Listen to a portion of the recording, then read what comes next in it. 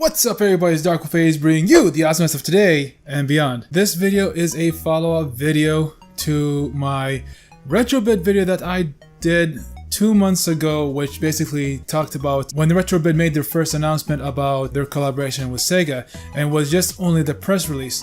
Now before I begin making this video, first off, let me go ahead and be very clear here and say that I truly apologize about the things that I have mentioned earlier in my video. I should have been a little bit more clear, and probably a mistake on my end where that video basically was all an opinion. It was, you know, how should I put this? It's a food for thought, if you will.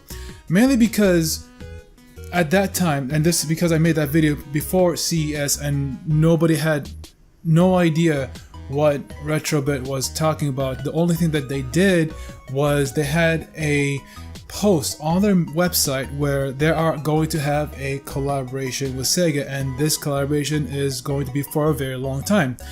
And from there, you know, because nobody has no idea what they're going to do, the only thing that we can go ahead is basically think of the possibilities that retrobit could do. So one of those possibilities would be video game console accessories or a console, and this is something that I personally favor the most, and that is what I discussed in my earlier video, and that is the possibility of retrobit, you know, having a full-on console with SEGA. So I just want to go ahead and say that that video was only a thought of possibilities of what could happen.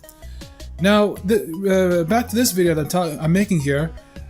I had a long time to, you know, trying to get in contact with retrobit and trying to get, you know, word from them, because, you know, during the time of CES, and I know this video was late and I should have been a little bit more earlier, but I decided to go ahead and just postpone it a little bit more because I had few projects I needed to do. I'm going to be participating part of a VidCon here locally, actually, but basically there's a lot of work, and I'll get back to that one later. So the reason why I posted this is because I want to make sure that I get the full-on facts for you guys about retrobit and SEGA and their collaboration with each other and what's going to happen long term. So let me just go ahead and say that what I made in that video, even though it's a food for thought and, you know, possibilities, it's all possibilities here, it is not far from the truth. When I got in contact with retrobit, first off, they had a success in CES 2018. Like when they distributed their products of what they're going to be presenting later on as part of their line of accessories, retrobit had some positive vibes in CES 2018. They got some amazing feedbacks from gamers, everybody, because they loved everything that they have done. And retrobit, they have said that their products, the controllers for the Sega Genesis, the controller for the Sega Dreamcast, and the Sega Saturn, they're going to come, and that is very real. But all this stuff is not going to happen right now, but it's going to happen at the end of, close to the end of 2018. We're going to be getting those accessories, which is great. That's not bad, because I personally, I would like to have a brand new Sega Dreamcast controller, because it's really tough to find a Sega Dreamcast controller or a functional one, let alone. That goes same thing's true for the Sega Saturn. Like I would love to have a functional controller for my Sega Saturn as well. But when I asked them the question about their long-term relationship with SEGA and their collaboration, this is what they have to say, and let me go ahead and read this to you. I think it's a lot better for me to go ahead and pull up my phone here and read this message, you know, to you guys. When I asked them to elaborate on that part, they said, so most likely we will be launching the products from our SEGA collaboration according to customers' responses. Since CES, we have gathered feedback from social media and conversation we've had directly with consumers about what they want to see. The products we announced at CES 2018 as estimated to release towards the end of the year. By that time, we will have a better idea of what we want to work on next for the collaboration. In hopes of putting out the best product possible, We will continue to consider customer feedback so that we will be able to give everyone what they want in quality. In the process, we will also be listening to what the specific products consumer wants to see next. Receiving feedback from our fans and consumers will be what we present to SEGA when approaching our upcoming SEGA collaboration products. So what does this mean? Let's take this message step by step and break it down. And I want to start off by saying that first off, they had actually a very successful CES 2018, and they did, and they actually showed that in their message. They have a really positive feedback. But the most interesting part in this message is that when they have mentioned this part is that the receiving feedbacks from our fans and consumers will be what we present to SEGA when we approach our upcoming SEGA collaboration products. So meaning, once they release their accessories, which they have announced in CES 2018, the controllers, which I'm very positive it's gonna sell like hotcakes. People are actually gonna love the controllers that Retrobit is gonna put out. But the fact that they actually want feedbacks from you says a lot. It just means that they want to hear more from you guys, and they are listening. They are paying close attention to what you want. So this is where it really plays off on your end, and literally the ball is on your hands.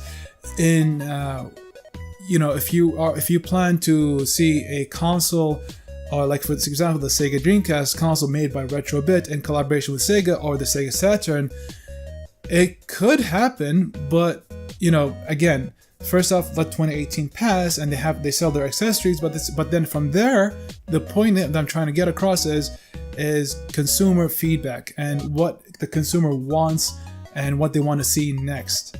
So that's key right there.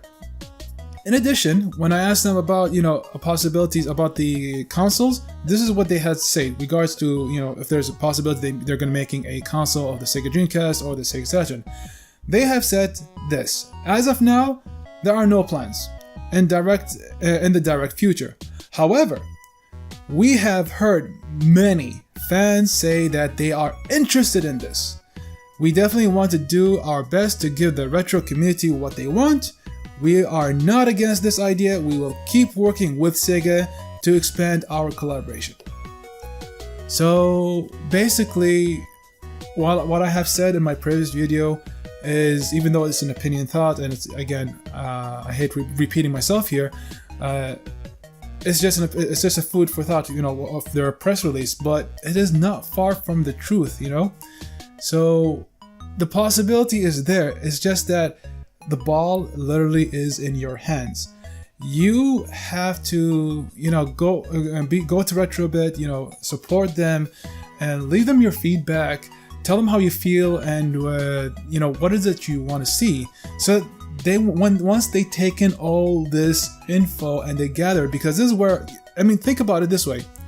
It's a business, because once they gather this information, they will know what to market next. So this literally all falls on you guys and what it is that you want. So if you plan on seeing, say, the next Sega Dreamcast or the next Sega Saturn that is done by Retrobit in collaboration with Sega, it could happen. I'm not saying it can't, it could, but you have to let them know what it is that you want, and feedback is so important here. And that's it. That's where I'm going to go ahead and end this video. I hope you enjoyed this announcement that came from Retrobit, because I had a personal conversation with them, and hopefully this actually puts my previous video. I apologize for what I said previously. It was a mistake on my end. I should have been a bit more clear. But all I can say is, in my next future videos, I make mistakes. Everybody else makes mistakes. But what I will say this is that if you're going to be watching any of the videos on YouTube regarding who it is, you have to be a little bit optimistic here, and you have to take things with a grain of salt, is what I'm saying. But at the same time, there are facts that are very real, and there are facts where they're not real, but at the same time, it's just a thoughts. there's no harm in there. I would like to go ahead and talk about this because this is something that I love, and these are the consoles that I personally have grew up with, and I'm pretty sure you share the exact same passion as I do.